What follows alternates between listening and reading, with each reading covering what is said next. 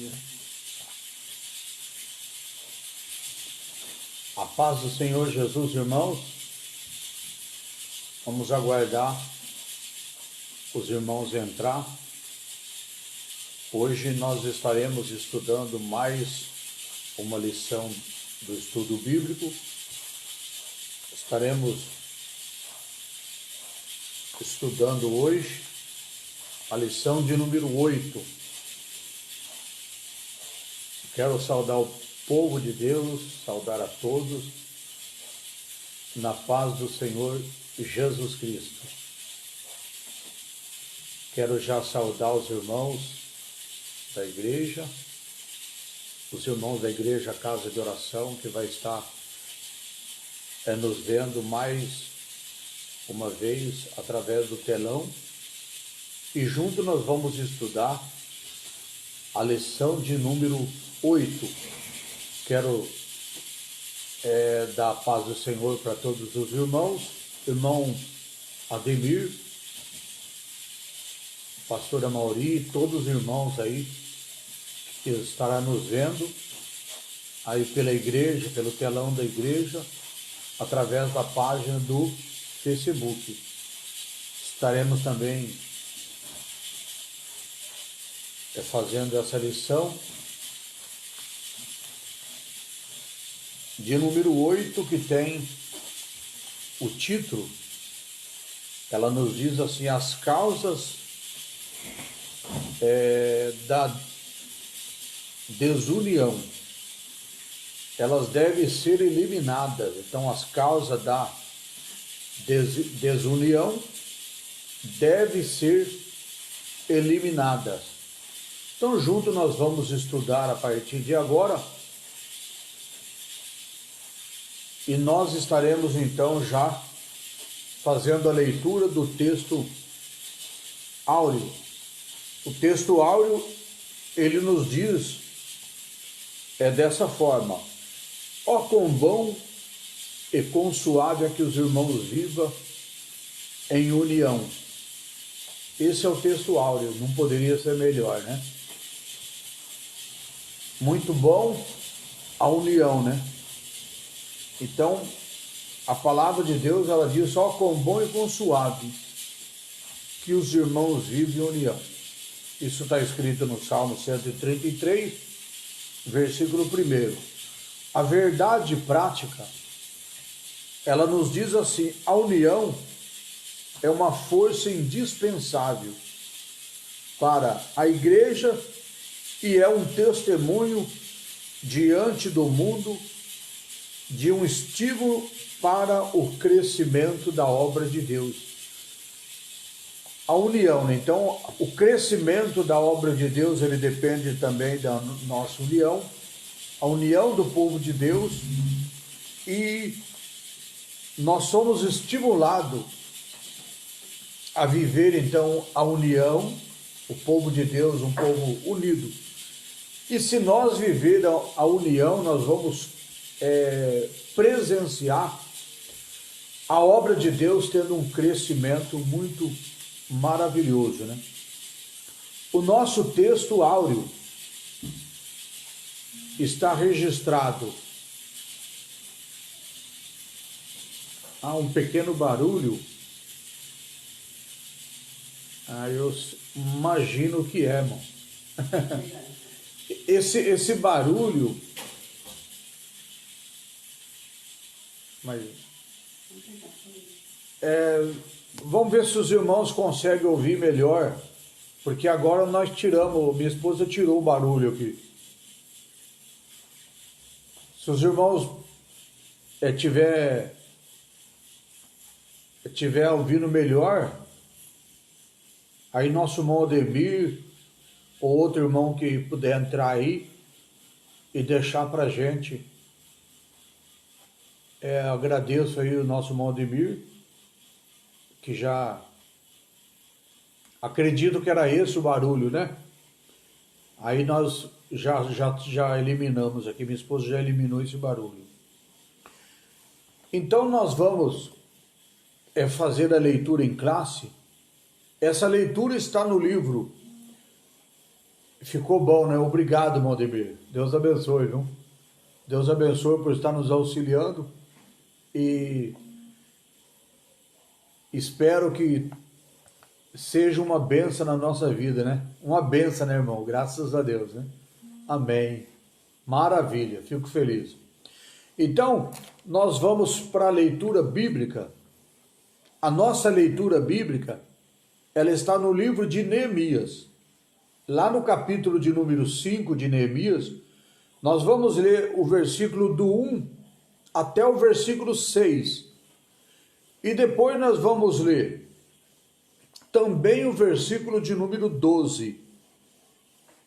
Então, não, peraí.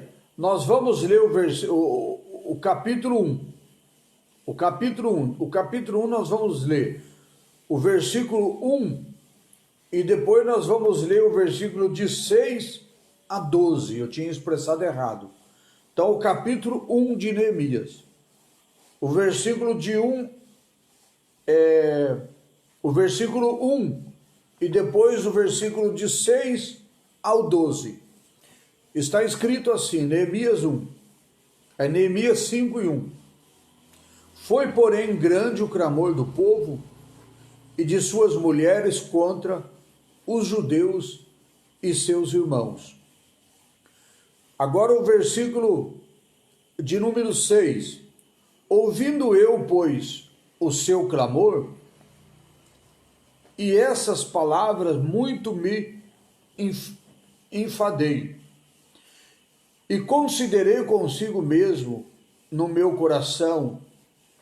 Depois pelejei com os nobres e com os magistrados, e disse-lhe: usura, tomai cada um de seu irmão. E ajuntei contra eles um grande ajuntamento. E disse-lhe: nós resgatamos os judeus, nossos irmãos, que foram vendidos às gentes, segundo nossas posses, e vós outra vez vendereis vossos irmãos, ou vender-se-iam a nós? Então se calaram e não acharam o que responder. Disse mais: não é bom que fazeis, porventura? Não deveis andar no temor de Deus, do nosso Deus, por nossa causa, do opróbrio dos gentios e dos nossos inimigos. Também eu, meus irmãos e meus moços, ajuro, lhe temos dado dinheiro e trigo, deixamos esse ganho.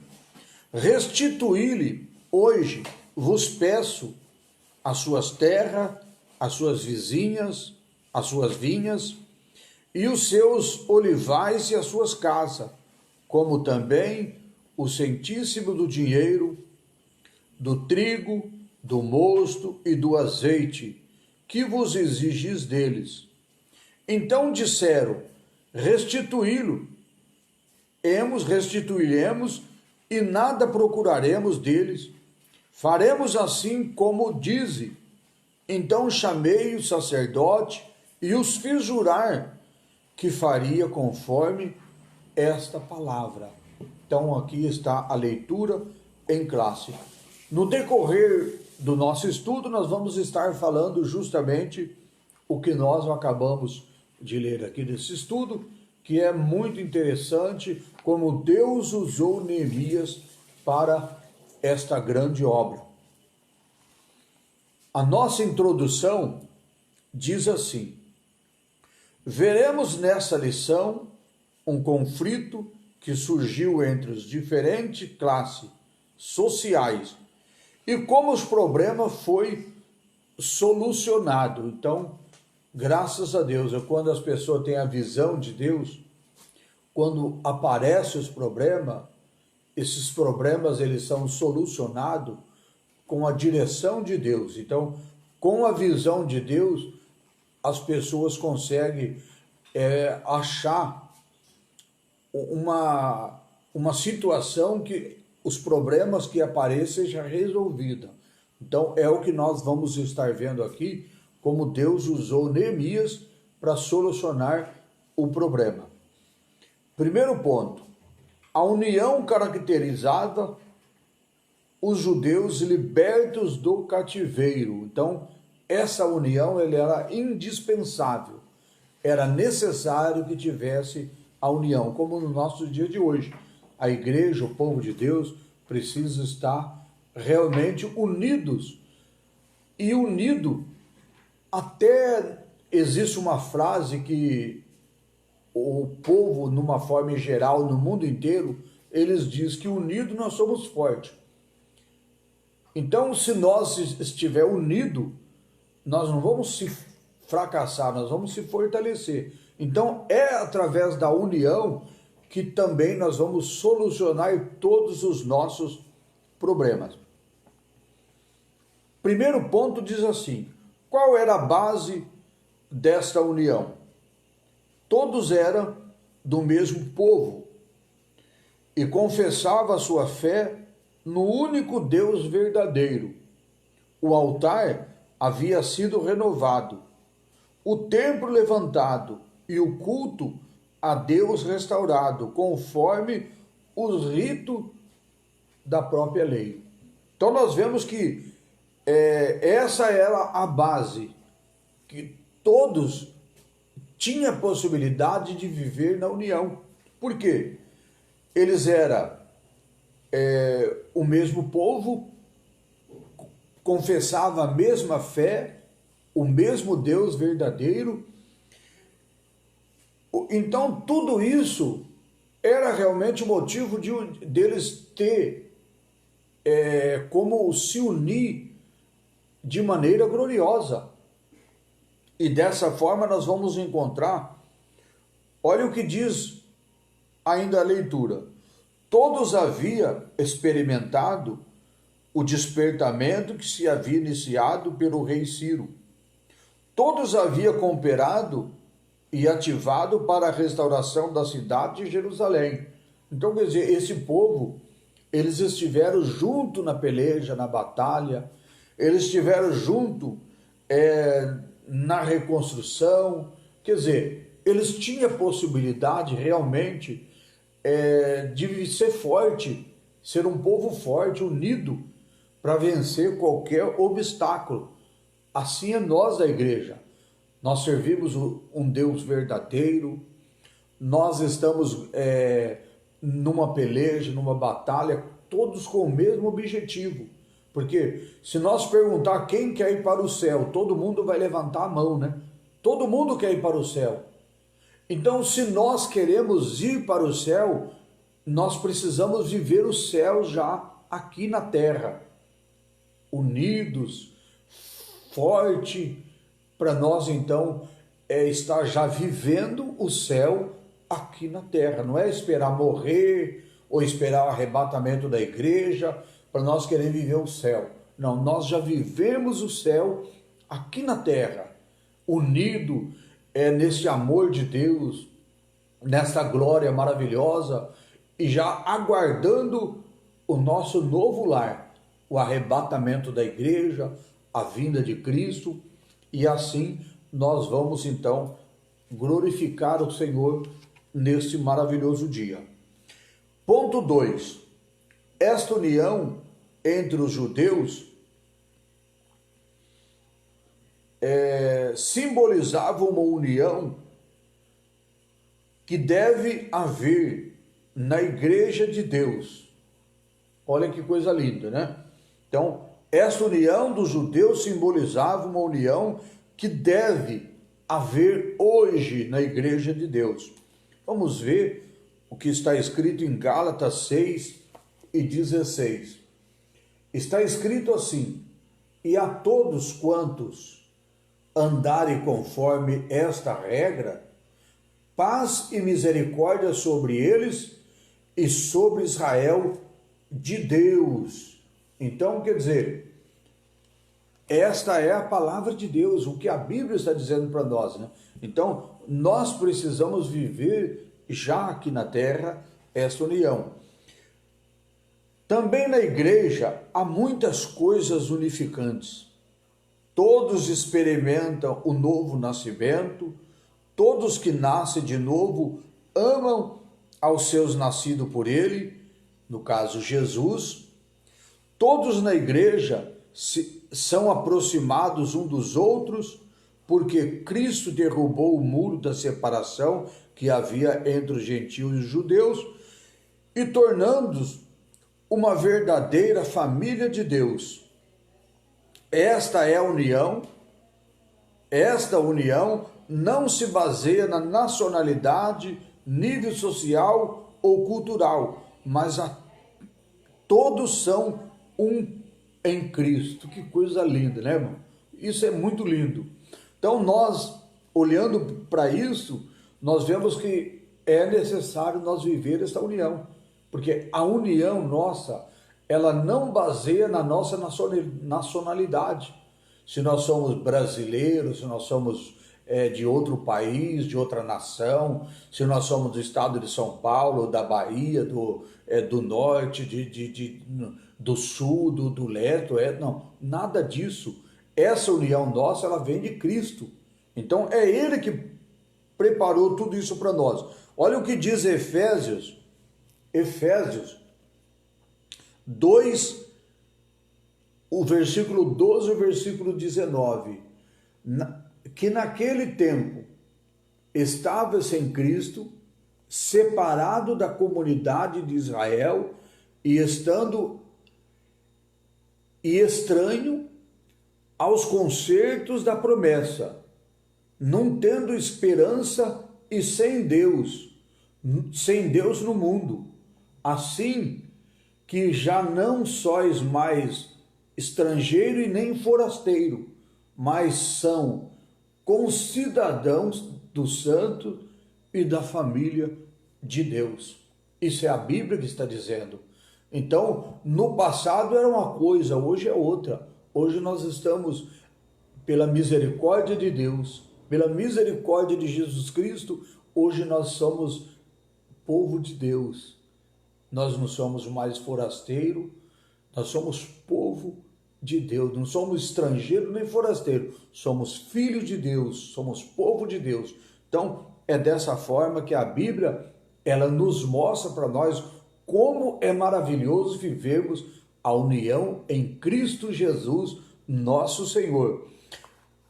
Então agora nós não somos mais dessa forma, nós somos um em Cristo, um em Cristo. Olha o que diz aqui, olha, somos um em Cristo.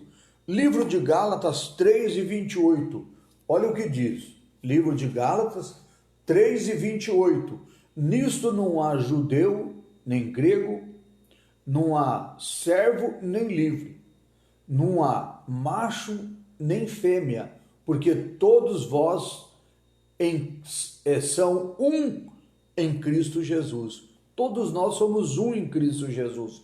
Então, não há diferença.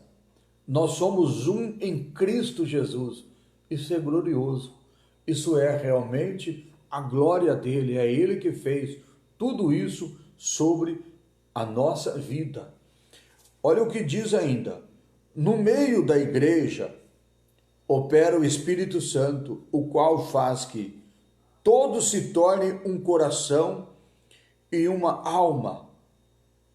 O Espírito Santo, ele trabalha no nosso meio, ele nos unifica, que nós possamos então, não uma pessoa nem outra, são todos, se transforma dessa forma que nós lemos aqui, olha, um coração e uma alma. Olha o que diz o versículo 4, o capítulo 4, versículo 32 do livro de Atos dos Apóstolos.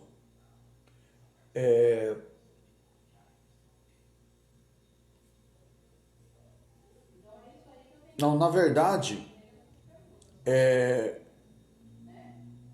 Gálatas.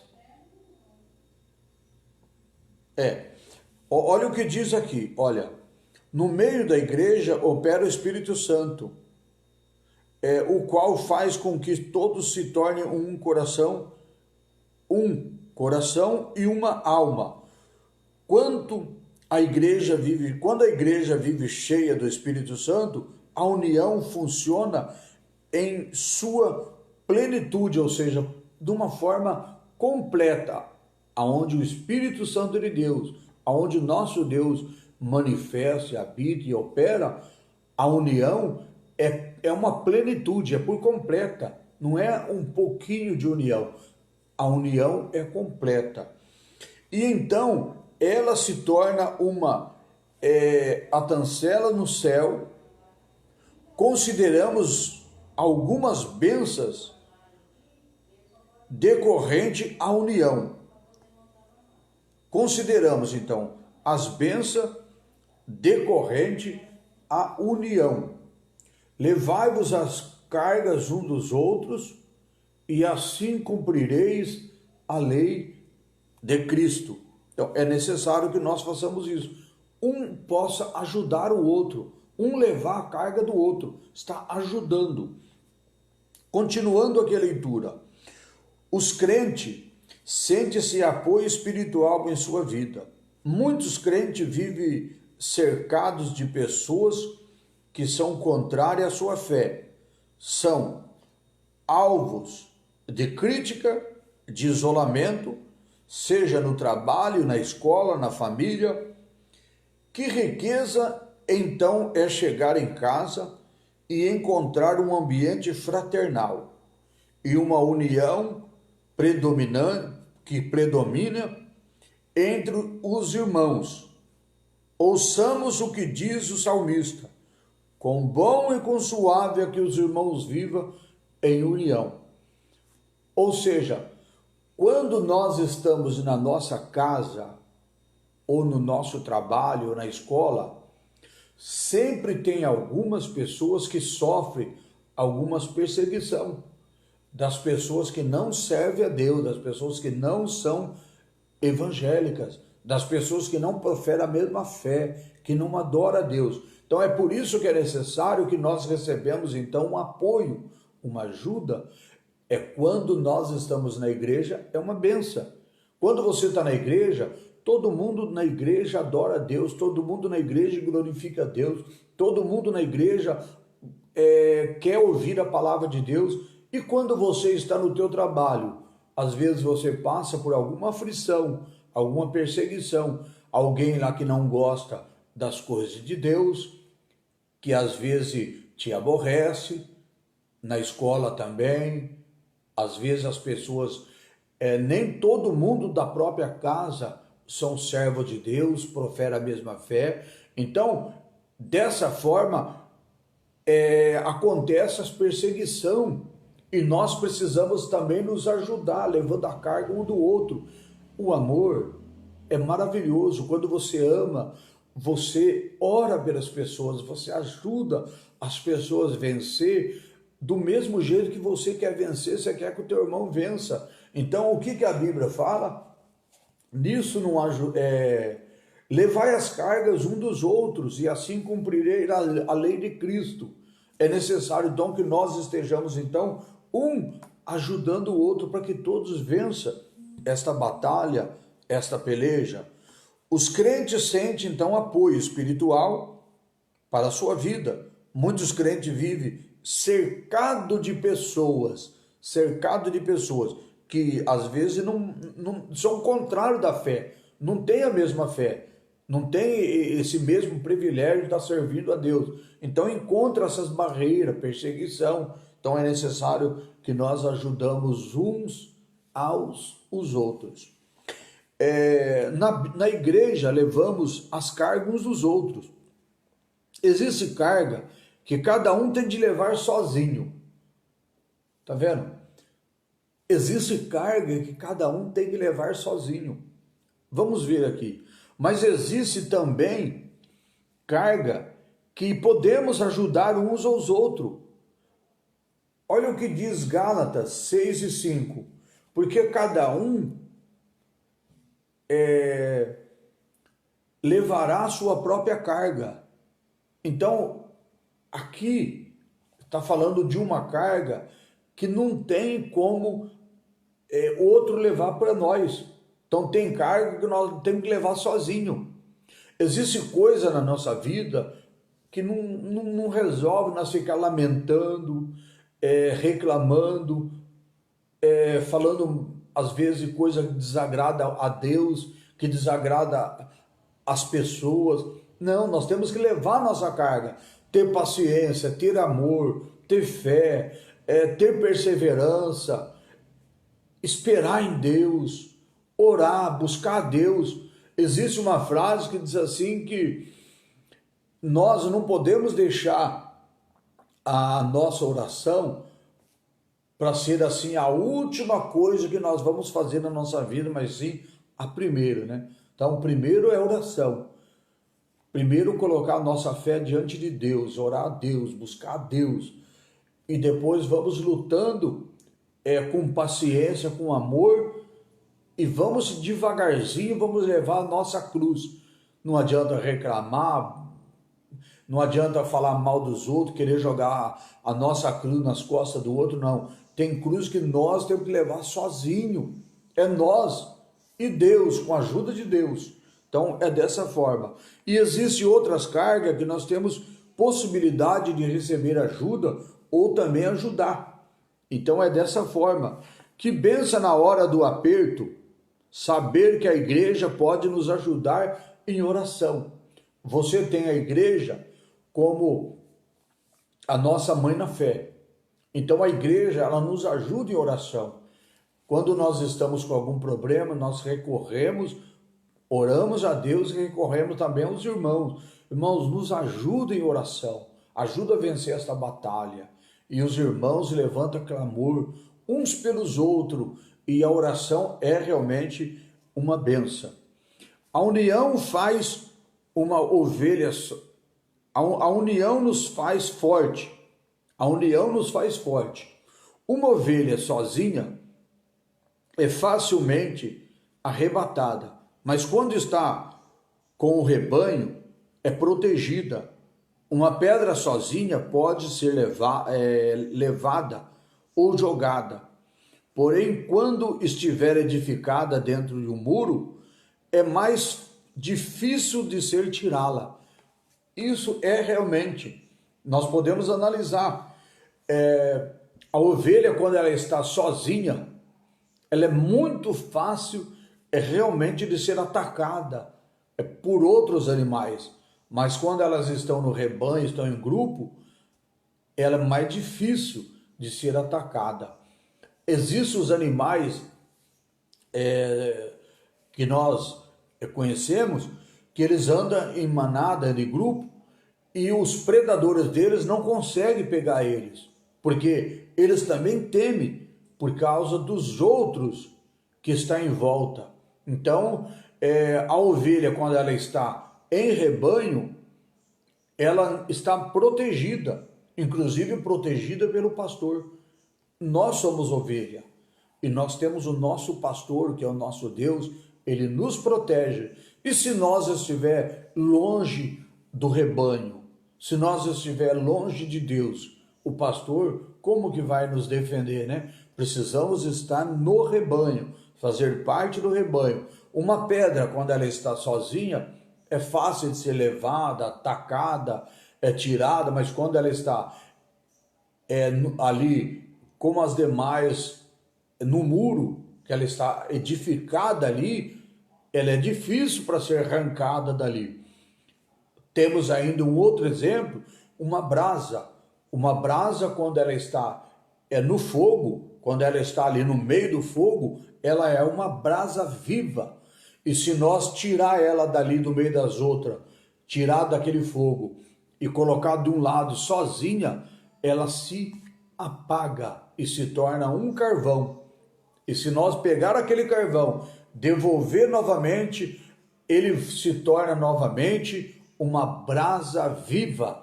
Então, dessa forma, nós realmente podemos ver que ela se torna uma brasa viva, bonita, diante também das outras ali naquele fogaréu. Então, a igreja ela tem que viver em união. A igreja vem em união. Um testemunho maravilhoso. Jesus disse que através dessa união, o mundo conheceria que ele foi enviado por Deus. Então, esse é um testemunho. O próprio Jesus, ele mostra que ele foi enviado por Deus. Nós vamos ler então na palavra de Deus que diz assim,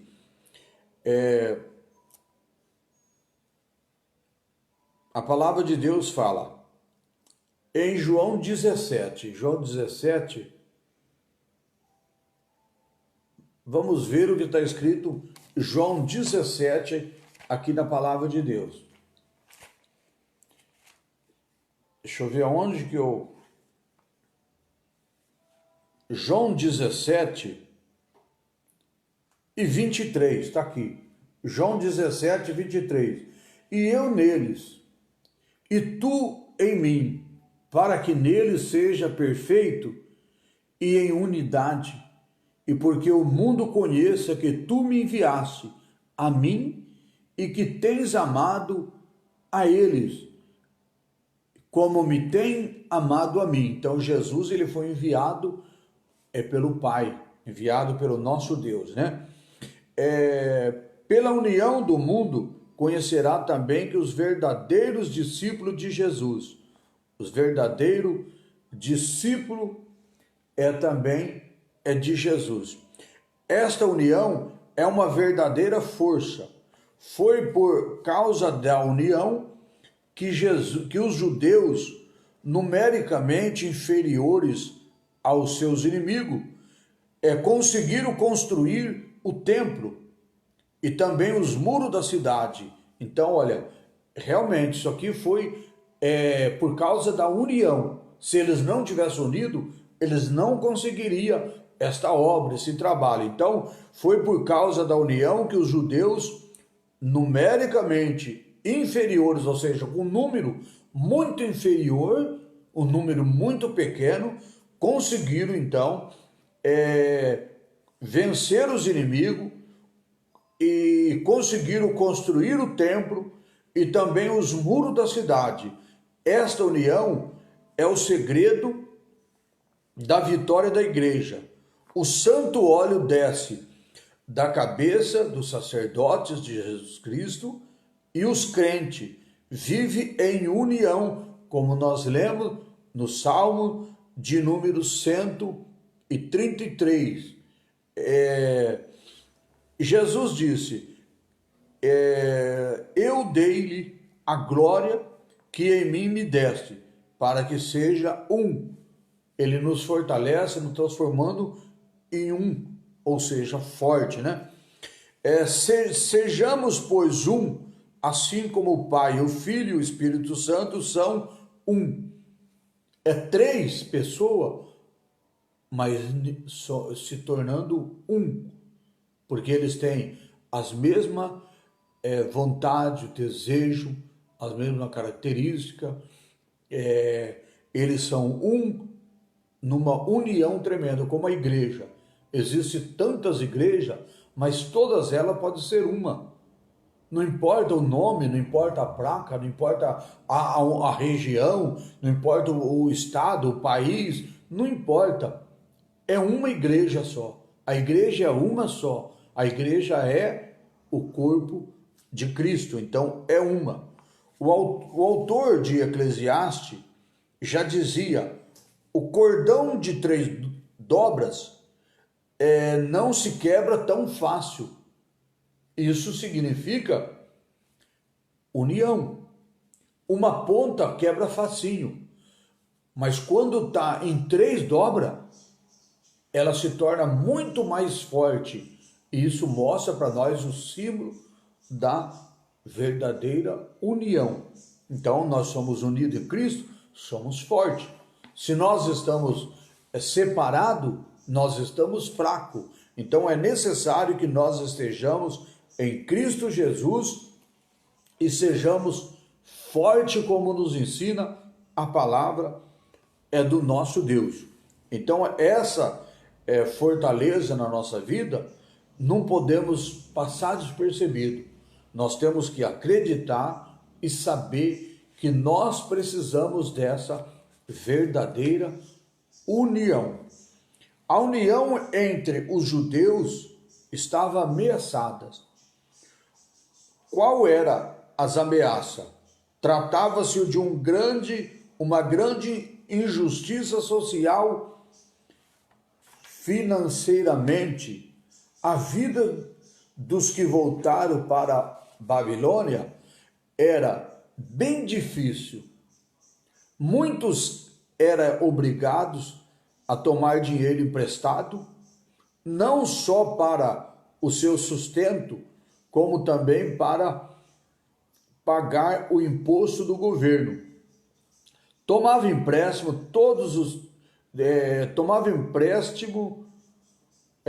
tomava emprestado dos seus irmãos mais ricos, os quais cobrava altos juros, até mesmo com usura, quanto os mais pobres não conseguiam pagar os empréstimos tomados, os irmãos mais ricos executavam suas dívidas, tomando as suas casas, suas terras e até mesmo seus filhos e suas filhas dos devedores. Que coisa triste, hein? Coisa terrível. Deus não gosta disso. Deus não suporta isso. Deus não aceita isso. Nós vivemos também no nosso dia de hoje numa situação em que, infelizmente, a distribuição de renda, elas são muito inferiores.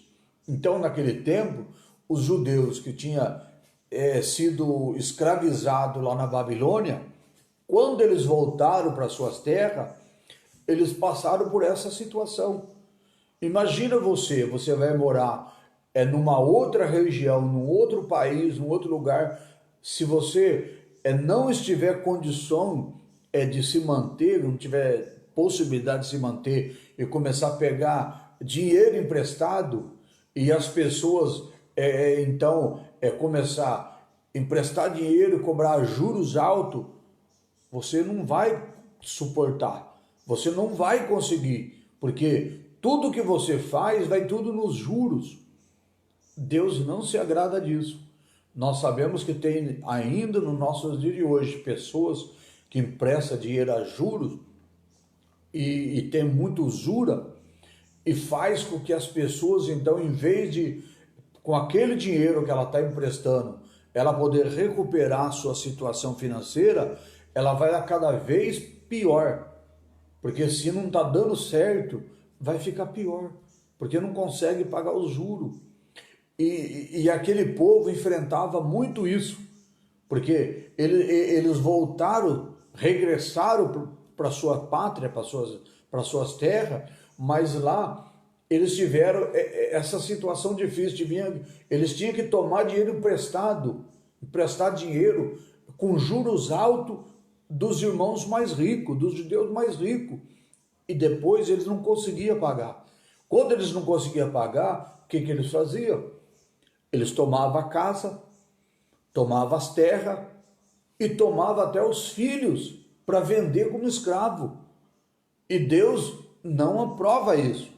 Só que Neemias, então, chega, como nós lemos em Neemias já isto, foi causa de um grande clamor, grande clamor entre os judeus. Este assunto chegou ao conhecimento de Neemias, o qual ficou muito enfadado. Ou seja, Neemias, quando tomou esse conhecimento, vamos ler o que está escrito em Neemias. Neemias, no capítulo 5, no versículo 6, está escrito assim: ouvindo tu, pois, o seu clamor, e essas palavras muito me enfadei. Quando Neemias toma conhecimento do que está acontecendo, ele fica enfadado, ele fica angustiado, ele não aceita essa situação que estava sendo feita. Então, olha o que acontece. Como nós estamos lendo aqui, como nós estamos lendo aqui, como se explica esta grande injustiça? No ponto número 2. Como se explica essa grande injustiça?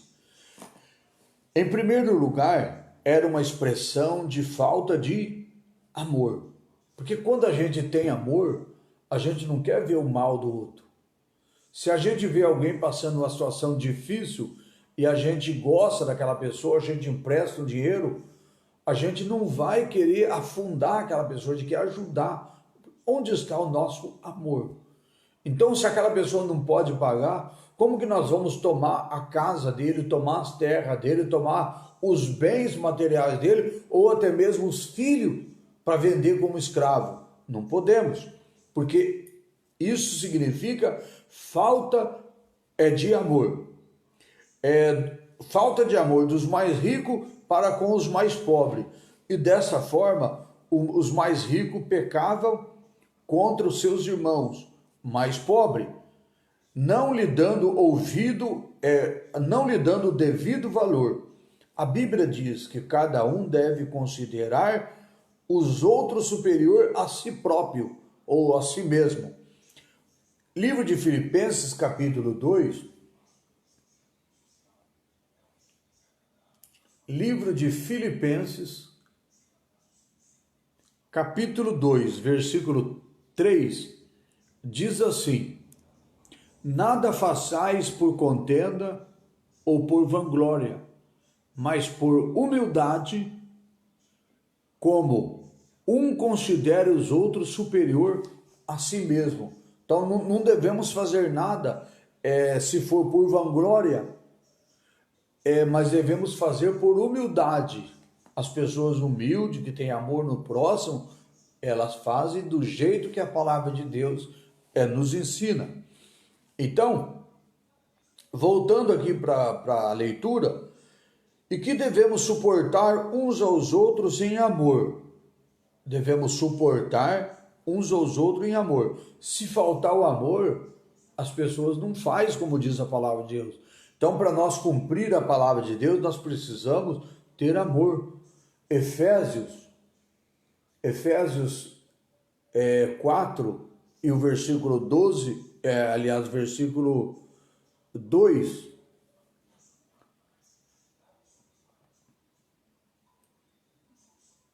Efésios 4 e 2. Deixa eu pegar aqui na Bíblia, que eu fiz uma anotação aqui, mas eu acho que eu anotei alguns pontos aqui 2 vezes e pulei outros. Mas vamos ver. O que está escrito no livro de Efésios, no capítulo 4, como nós estamos lendo aqui, Efésios 4, versículo 2, nos diz assim a palavra de Deus, olha, com toda a humildade e mansidão, com longanimidade, suportando vós uns aos outros em amor, suportando vós uns aos outros em amor. Então, é dessa forma que a palavra de Deus, ela nos ensina, a palavra de Deus nos ensina, nós suportar uns aos outros com amor. Se você tem o amor, se você ama, você consegue. Agora, sem o amor, você não consegue. Por falta de amor, os ricos chegavam a cobrar juro com usura, coisas proibidas pela lei. Vamos ver o que está escrito no livro de Êxodo 22, livro de Êxodo 22 e 25, diz assim: se emprestardes dinheiro ao meu povo, ao pobre que está contigo, não te haverás com ele como um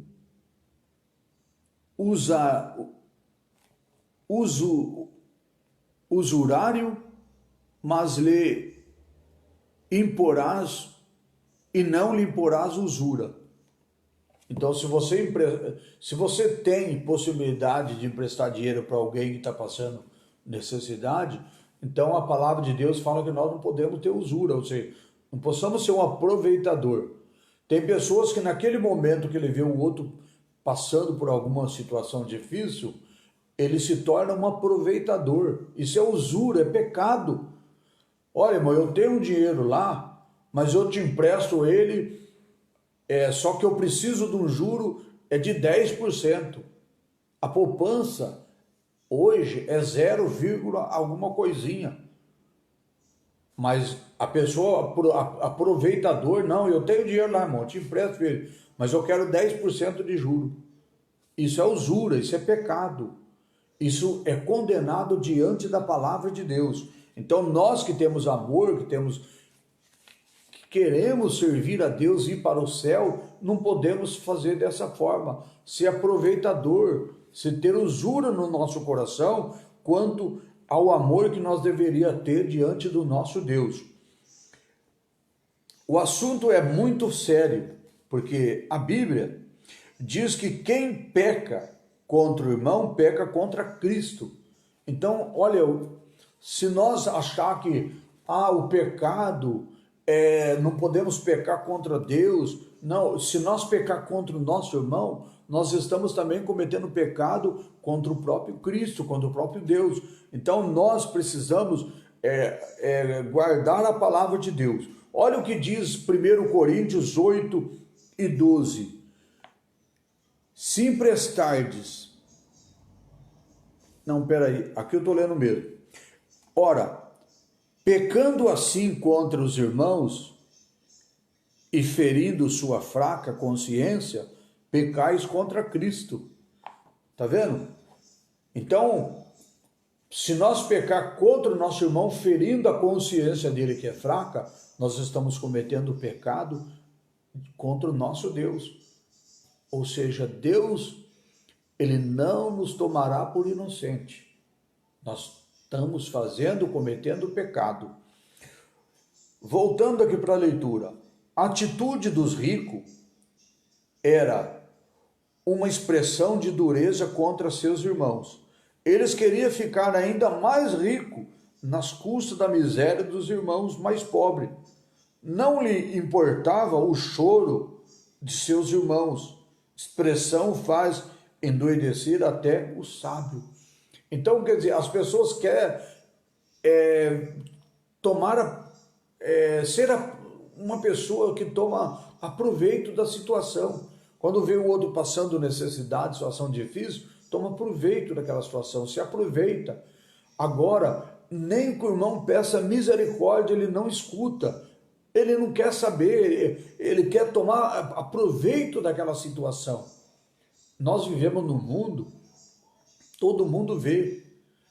Quando há uma situação que acontece numa região, por exemplo, aquilo que aconteceu em Brumadinho, que aconteceu em outros lugares, que as pessoas perdem tudo numa situação difícil, às vezes um incêndio, perde todas as casas, perde tudo numa enchente, aí as pessoas, em vez de ir lá estender as mãos, existe muitos aproveitadores naquela situação lá, ainda tirando proveito daquela miséria, daquela situação difícil que as pessoas estão passando.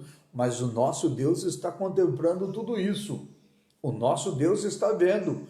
Ai daqueles que fizer dessa forma, né? Então, essas atitudes aqui, elas são pecaminosas diante do nosso Deus. Ainda, lendo aqui, nós vamos agora para o tópico de número 3, Neemias solucionou o problema. Neemias convocou um grande ajuntamento, reuniu o povo e lembrou a todos que os irmãos mais pobres estavam sendo literalmente escravizados. Então Neemias faz uma reunião, reúne todo o povo e mostra para todo aquele povo o que estava acontecendo, que os irmãos mais pobres estavam sendo escravizados. Então Neemias faz uma reunião, convoca todo o povo e mostra a situação. Confrontou com as suas injustiças, perguntando-lhe: vender-se-ia a nós? Então se calaram e não acharam o que responder.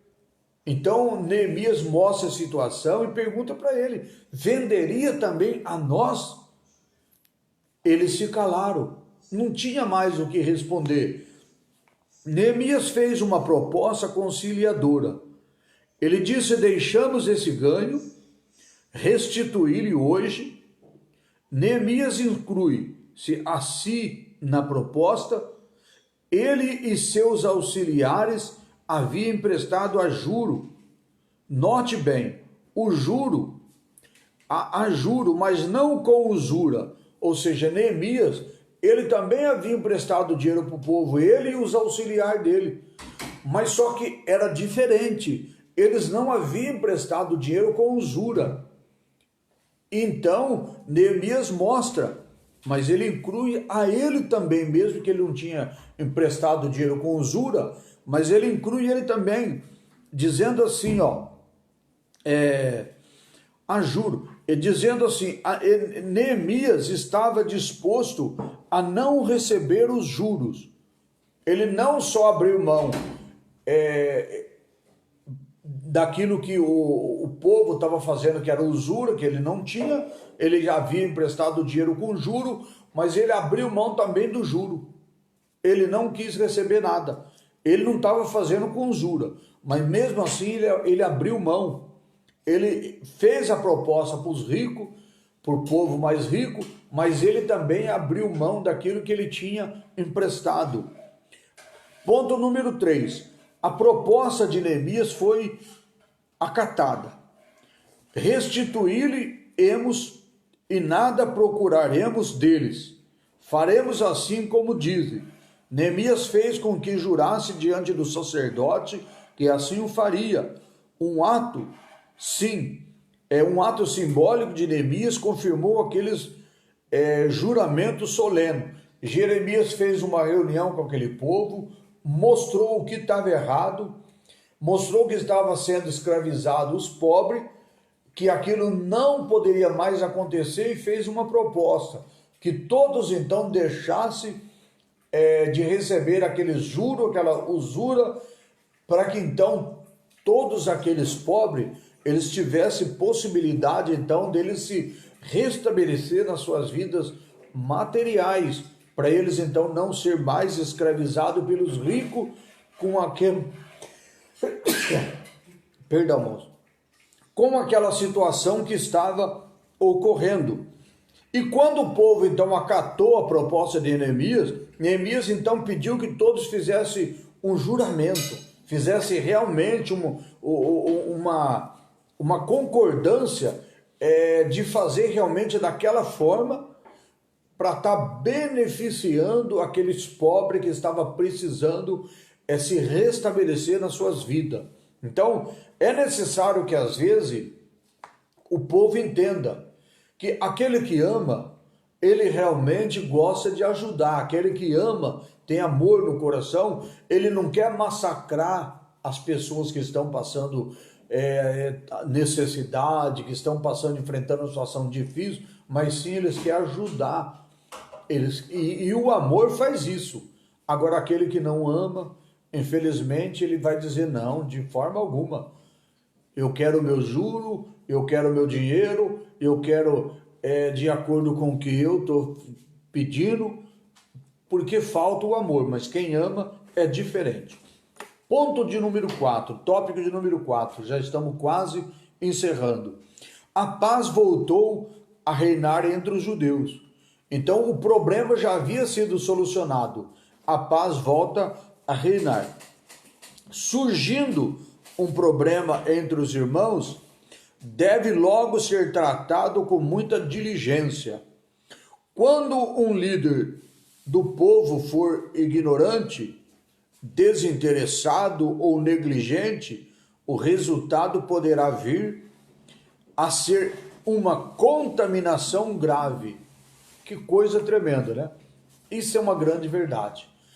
Se não haver um líder que realmente tenha visão de Deus, um líder que realmente tenha compreensão, a situação ela vai se agravar cada vez mais.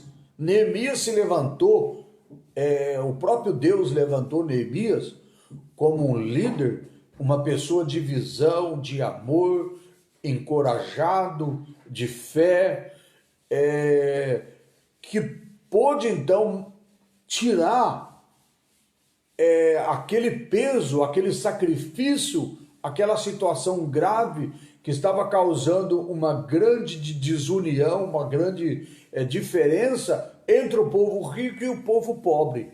Isso graças ao Deus poderoso que usou Neemias, que levantou Neemias, isso foi solucionado. Então que hoje tenha também nas igrejas, que hoje tenha também no nosso mundo, homens e mulheres, pessoas de amor, pessoas que têm amor no coração, que ama, que possa ser levantado por Deus para ser esse grande líder também no nosso meio, em todos os lugares, que seja na política, que seja na igreja, que seja entre as pessoas, de uma forma que seja líder, que tenha amor, que seja levantado por Deus, para que seja então bem governado e favorecido as pessoas mais pobres, mais necessitadas, mais carentes, porque diante de Deus são todos iguais. Diante de Deus não tem rico, não tem pobre, não tem nação, não tem nada. Somos todos um mesmo povo, somos uma pessoa só. Então, é o que está dizendo aqui, olha. Quando um líder do povo for ignorante, o ignorante ele não quer nem saber. O ignorante não dá ouvido a ninguém. Ele não ouve as pessoas. É a palavra dele que manda, que vale. A palavra dele é a verdadeira, é o pensamento dele, é o desejo dele, acima de tudo. Então é por isso que o povo sofre. Por isso a Bíblia diz que quando o ímpio governa, o povo sofre, o povo geme. Quando o ímpio governa, pessoas ignorantes, pessoas que não têm amor, que não dá ouvido, só ele que fala, só ele que entende, é só a palavra dele que é a verdadeira. Isso é pessoas ignorantes. Então, quando o ignorante que estiver no meio do povo, ele é um desinteressado, ele é um negligente, o resultado poderá ser uma contaminação grave. A situação se torna grave. Os problemas não são solucionados. Os problemas vão se agravando a cada vez mais. Faz parte das atribuições do ministro manter uma boa ordem na igreja. Ele deve enfrentar os problemas com humildade, imparcialidade e com sabedoria de Deus. Ou seja, o líder na igreja também, ele precisa estar dessa forma. Primeiro, ter visão de Deus. Segundo, ter amor. Terceiro, ele precisa ter humildade, ouvir as pessoas, se reunir, fazer igual o Neemias. Neemias fez o quê? Fez uma reunião, ouviu as pessoas, ele deu ouvido e depois ele mostrou para as pessoas o que era necessário ser feita. Ele cobrou das pessoas o que elas deveriam fazer. Então, isso é uma atribuição a pessoas que também estão na liderança da igreja. Neemias foi, nesse sentido, um exemplo para que os que estão à frente da obra do Senhor, assim como Deus fez com Neemias, ele quer fazer com os seus servos. Hoje, isto é, Deus quer abençoar os seus servos, confirmar as suas obras das suas mãos. Então, Deus, ele quer trabalhar na nossa vida. Ele quer fazer milagres na nossa vida. Às vezes Deus nos coloca numa posição, não é para nós ter um conforto. Deus nos coloca numa posição, às vezes dentro de uma empresa, às vezes dentro de uma igreja, às vezes no meio da sociedade, não é para nós simplesmente gozar a mordomia de Deus. Não é só nós desfrutar. Às vezes Deus quer fazer isso porque Ele quer usar Ele quer usar você, para que através de nós possamos ser bênção na vida das pessoas. Então nós precisamos ser levantados por Deus, porque Deus nos coloca numa posição, é porque Ele quer nos usar, Ele quer fazer de nós um canal, para que nós possamos ser bênção na vida da nossa família, bênção na vida da nossa igreja, bênção na vida das pessoas que estão na nossa volta, no nosso trabalho, na nossa casa, aonde nós estiver, nós precisamos ser um canal de bênção. Neemias foi esse canal de bênção, e que você seja também esse canal de bênção, porque Deus quer usar você. Deus te colocou nessa posição porque Ele quer te usar. Então, isso é realmente o que nós vemos, o que Deus fez por Neemias, quer fazer também nos nossos dias de hoje comigo, com você, com todos nós. Ponto de número 2. Problemas relacionados devem ser tratados carinhosamente. Diz aqui, bem-aventurados pacificadores. Bem-aventurados os pacificadores. Isso está em Mateus 5 e 9. Vamos ver o que diz a palavra de Deus. Mateus 5 e 9. Bem-aventurados os pacificadores, porque eles são chamados filhos de Deus. Bem-aventurado aquelas pessoas que são aqueles pacificadores, aquelas pessoas que realmente eles procuram procurar paz e não conflito.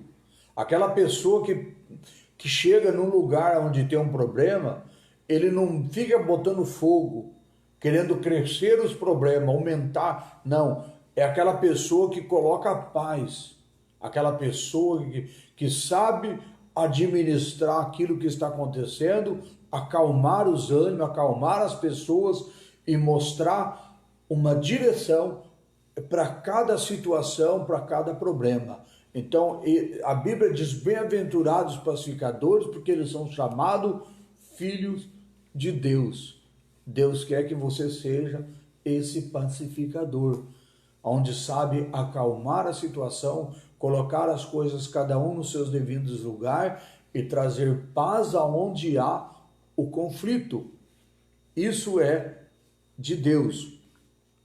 Então, continuando para a nossa leitura, como nós acabamos de ler, então, aqui sobre os pacificadores. A desunião representa uma obra na carne, uma obra da carne. Gálatas nos fala sobre isso. Gálatas 5, 19 e 20 diz assim. Gálatas 5, 19 e 20. Porque as obras da carne são manifestas, as quais são prostituição, impureza, lascívia, idolatria, feitiçaria, inimizade, porfia, emulações, iras, pelejas, dissensões e heresias. Isso são as obras da carne.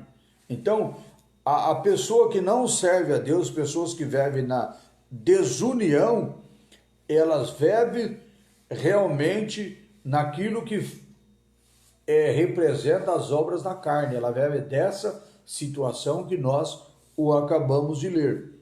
Essas coisas entristecem o Espírito Santo. Então o Espírito Santo de Deus, ele não aceita essas coisas. Isso entristece o Espírito de Deus. Efésios 4, versículo 30. Não entristeçais o Espírito Santo de Deus, no qual estáis selado para o dia da redenção.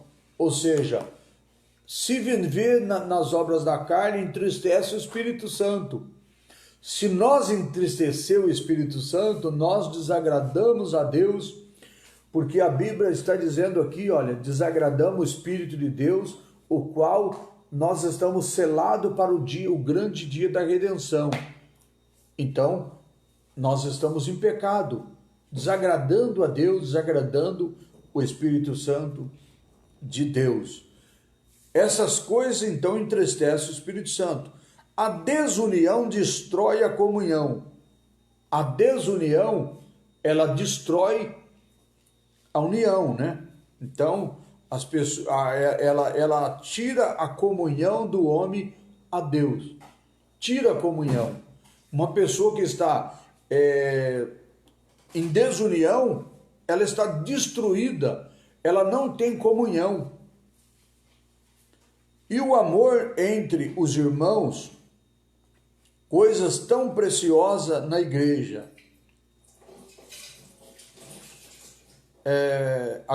Voltando aqui, essas coisas entristecem o Espírito Santo. A desunião destrói a comunhão. E o amor entre os irmãos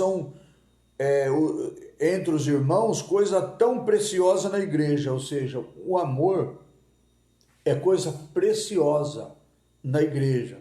Não pode faltar o amor, né? Faltou o amor, faltou coisa preciosa. Então diz aqui: andai em amor, como também Cristo vos amou. Efésios 5:2. E andai em amor, como também Cristo vos amou, e se entregou a si mesmo por nós, em oferta e sacrifício a Deus e em cheiro suave. Essa é a palavra de Deus. Então, a igreja, ela precisa da união e precisa de estar em comunhão. Se a igreja não estiver em desunião, não estiver em comunhão, ela não está andando segundo a vontade do Espírito Santo de Deus. Então diz: andai em amor, porque Cristo vos também vos amou. Quem ama a Deus, ama também o seu irmão. Não resta nós dizer que nós amamos só a Deus e não amamos o nosso irmão. A própria Bíblia diz que aquele que diz que ama a Deus e não ama o seu irmão, ele é mentiroso. Então, é necessário, para nós provar que nós amamos a Deus, nós amar primeiro o nosso irmão. Amar o nosso irmão. Se nós não amamos o nosso irmão, nós não amamos a Deus, não. Olha o que diz aqui, nas cartas de João, capítulo 4, versículo 21, cartas de João. E dele temos este mandamento, que quem ama a Deus, ame seu irmão. Isso é um mandamento de Deus, né? Se nós queremos amar a Deus, nós temos que amar também o nosso irmão. Porque se nós não amar o nosso irmão, nós não conseguimos amar o nosso Deus. Finalmente, devemos cultivar nosso testemunho diante do mundo. A união entre os crentes é o selo da estabilidade espiritual e a paz na igreja. A união, né? A união é realmente esta coisa maravilhosa, essa estabilidade. Então, primeiro, João 17, versículo 4, Evangelho de João, diz assim: eu glorifiquei-te na terra, tendo consumado a obra que me deste a fazer. Ou seja, concluído a obra a fazer, né? Então, se aqui fala, eu glorifiquei-te na terra, tendo consumado a obra que me deste a fazer, essa obra também é nós.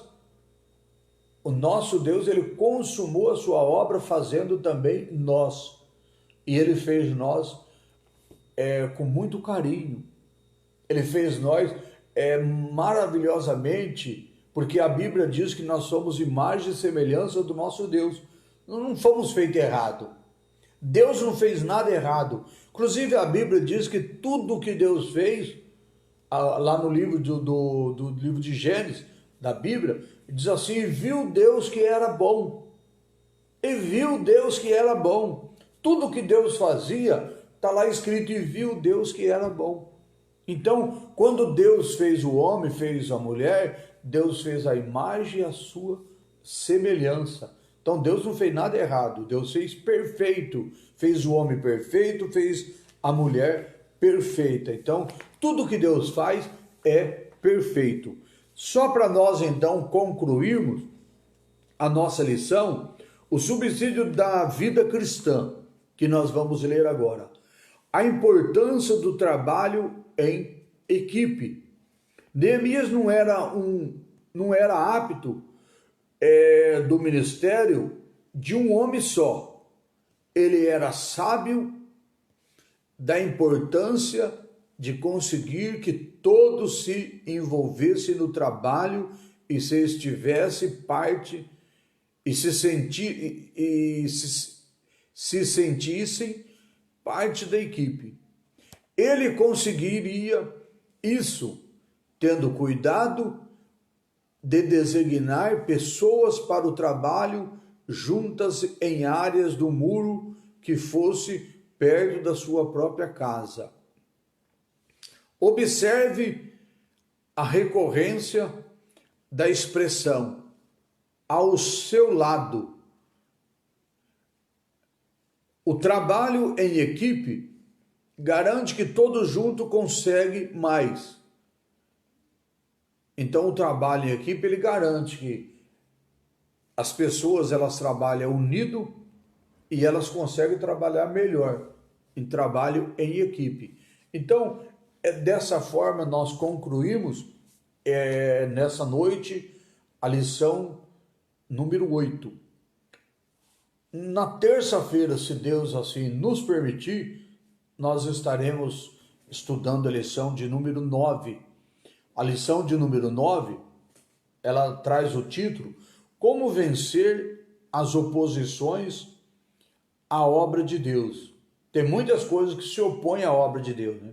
Então nós precisamos entender de que forma que nós vamos vencer essas coisas que se impõem contra a obra de Deus, essas imposições. Então nós vamos estudar essa lição número 9, que nós vamos entender isso. Muitas coisas que vêm se opor contra a obra de Deus, quando nós temos o conhecimento, nós temos mais facilidade de nós, então, saber como vencer e não recuarmos, né?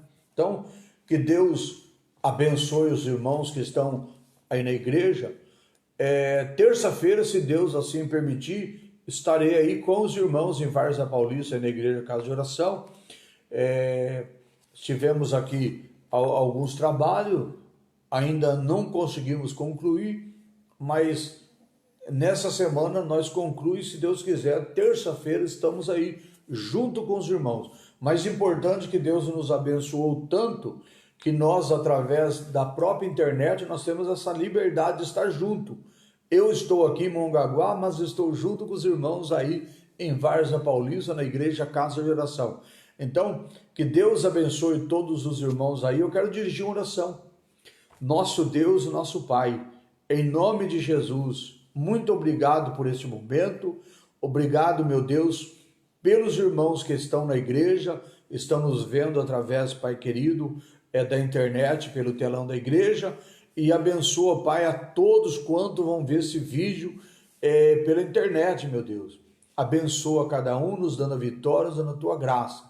Assim, meu Deus, eu te agradeço em nome de Jesus e peço a tua bênção em favor de todos os irmãos e de todos que vão ver esse vídeo, em nome de Jesus. Deus abençoe todos os irmãos, a paz do Senhor Jesus, paz do Senhor a todos os irmãos, o pastor Amauri, nosso irmão Ademir, muito obrigado pelo trabalho e esforço dos irmãos aí. Eu sempre falo que a gente tem que agradecer muito a Deus. Nós, da Igreja Casa de Oração, temos que glorificar a Deus pela vida do pastor Amauri, que é uma pessoa esforçada, uma pessoa que ele dá o seu tempo, praticamente bastante ou quase tudo pela igreja, né? Então, pastora Maurício sempre visitando os irmãos nas casas, buscando os irmãos em casa, levando de volta para casa, a dedicação maravilhosa pela obra de Deus, o esforço, o carinho. Então, a gente louva a Deus pela vida do pastor Amaury e todos os irmãos têm que aproveitar essa benção maravilhosa, porque o pastor Amaury não mede esforço, ele busca os irmãos, leva os irmãos, é uma benção. Então, que Deus abençoe a todos, na paz do Senhor Jesus. Muito obrigado a todos, que Deus continue abençoando. Então, a paz do Senhor Jesus, até terça-feira, se Deus assim nos permitir. Fiquem todos com Deus, em nome de Jesus.